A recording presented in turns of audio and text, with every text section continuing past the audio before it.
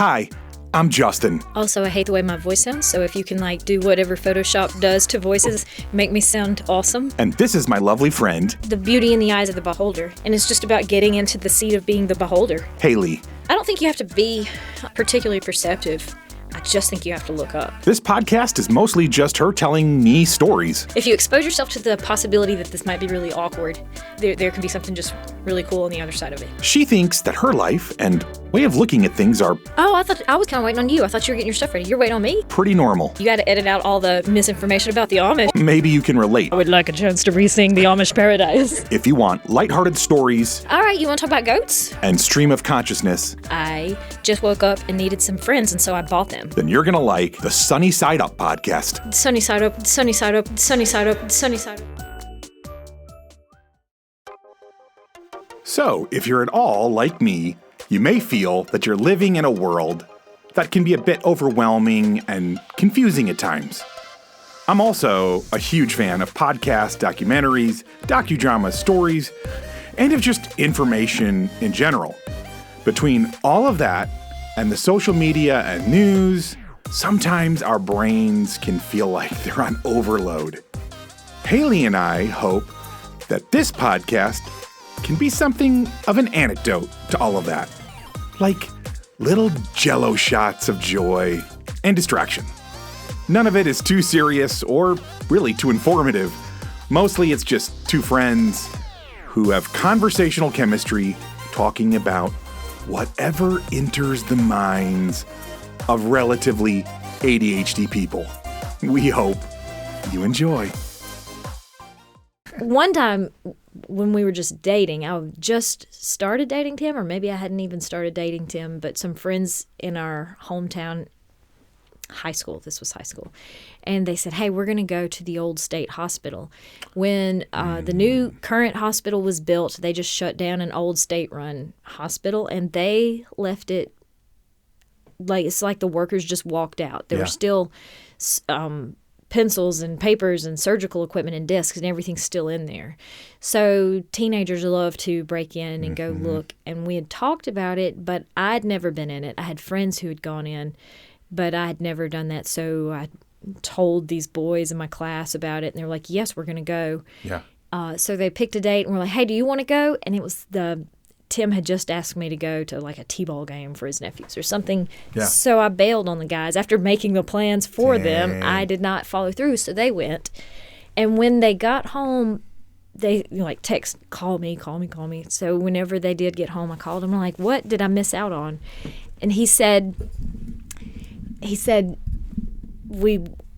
described kind of going in. They had one guy driving the car in case the law showed up and they could run out really fast. And the other two guys walking around. One's grabbing all the souvenirs he could carry. Pencils, mugs, leftover surgical equipment, everything. He looks like the guy on Dumb and Dumber with his arms loaded up leaving the gas station, right? Well, the other friend was more careful. He wanted something meaningful and something kind of interesting, so he's deliberating, and he said the whole hallway was just offices, and he's going in and out, and there's desks, and there's books everywhere. And they get the signal from outside that they need to leave. So he just grabs a book, runs out to the car, and leaves. And whenever he got home, they were kind of going through their stuff, and they're looking at what they got. And he picked up the book, and 6 $50 bills fell out of it. No. Yeah, and this is, what year would this have been? 2000?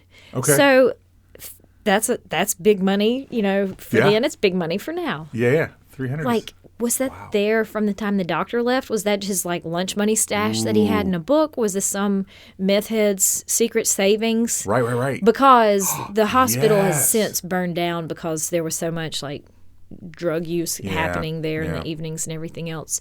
But Dang. I hate that I missed that trip. Right. The profitable trip. Yeah, right. Yeah, go for the memories, come back with the money, baby. That's what I'm about. For sure. There's no particular special thing that happened, but if you ever get the itch to go explore, if Alita ever gets the itch to go explore, there's an abandoned chalk mine in North Mississippi, and it's on the edge of a lake, and it's just Wait, does chalk come? Do you have to mine for chalk? Yes, and I didn't know much Weird. about the industry or about the mines or whatever, but Wow. it's basically just a network of caves now. So Yeah. you kind of go in through a small mining entrance in the side of a hill that's just off the edge of a lake. It was not the easiest hike. There was no Wi-Fi for our directions. I may have already told you about that. That was the one time I thought Tim was absolutely going to just leave me there. But we did make it into the chalk mine, and that was kind of cool. There were some, like, holes in the floor, so you would need some light if you're going through it, but a lot of spray-painted graffiti walls, and it makes for a good setting. If y'all feel like... Yeah, I don't know. The long hike coupled with no Wi-Fi could get lost. Again, needs to be duly noted that I have no sense of direction or geographic whatever. So, like, yeah, I have to be very careful about my exploratory expeditions into the woods. Yeah. But if you have a real GPS that is connected to the satellites that are in synchronous orbit, flying around in space, you can theoretically go anywhere. And I don't have one of those anymore. We're all, like, kind of reliant on our phones. But that'd be the way to do it, I guess, is to go. But, like, what's that brand? The Garmin or something. Like, get like an old school, like, satellite based. That still functions. Yeah. Where you are now would probably have so many more places to explore because the history of the area is so much. I didn't know this, like, Marietta is actually older, I think, than Atlanta and Chattanooga. It's one of the older. Really? I may have misread that. Okay. Again, it's one of those things that we should probably look into, but I thought I saw it while we were looking up some Civil War things that this settlement might. But in any case, you've got a lot of history. We do. In the area in general. Like, you could be doing so much exploring here. Yeah, I know. Well, supposedly our property has, like, some pretty interesting history. Like, the people that lived here, that built the house and the other outbuildings, used to find mini balls from the Civil War here, and they told us that, like, our property has got these tiers that are cut in, and like, different, like, there'll be, the land will go flat, and then it'll have this, sharp down turn, and then it'll be flat again, and another downturn. Like terraced. Yeah, terraced almost. Yeah, like earthen embankments. Look like they were built, and basically when you see that, especially like for Civil War, they would dig these embankments so they could lay behind or stand behind them and be able to, shoot out. So anyway, supposedly that's why our land, when you go into the forest and whatever, like, because the Union Army marched in mass right through here, and I think maybe camped out nearby. We don't know. Like, there's not an official battle that happened, like, right here that we know of. But then there were so many, like, running skirmish battle things. Right. Yeah, you don't know. And even if they just, like, camped out around here, and were preparing for such things, that could have explained why there's so many of those type of things right in and around our property, in and around this area. So, yeah.